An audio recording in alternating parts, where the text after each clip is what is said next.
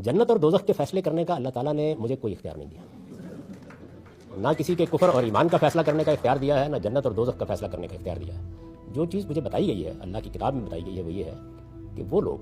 جو جنت میں جائیں گے وہ کن اوصاف کے حامل ہوں گے، کیا چیزیں ہیں جو آدمی اگر اختیار کرے گا تو اس کے لیے اللہ نے جنت کا فیصلہ کر رکھا ہوا ہے۔ اس کی کچھ تفصیلات ہیں، لیکن 2 لفظوں میں خلاصہ یہ ہے کہ اللہ تعالیٰ نے جتنا علم کسی کو دیا ہے اس کے لحاظ سے وہ اس کے ساتھ معاملہ کرے گا،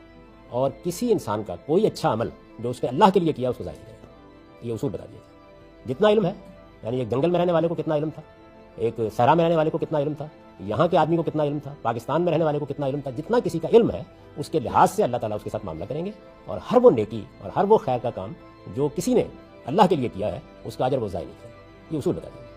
اور اس اصول کی حد تک میں جانتا ہوں، میں نے آپ کو بتا دیا۔ اب باقی رہ گئی مسلمانوں کی یہ خواہش کہ وہ سارے کے سارے جنت کا دروازہ کھول کر داخل کر دیا جائے اور باقی سب جہنم میں ڈال دیا جائے، تو مجھے امید نہیں ہے کہ یہ خواہش پوری ہوگی۔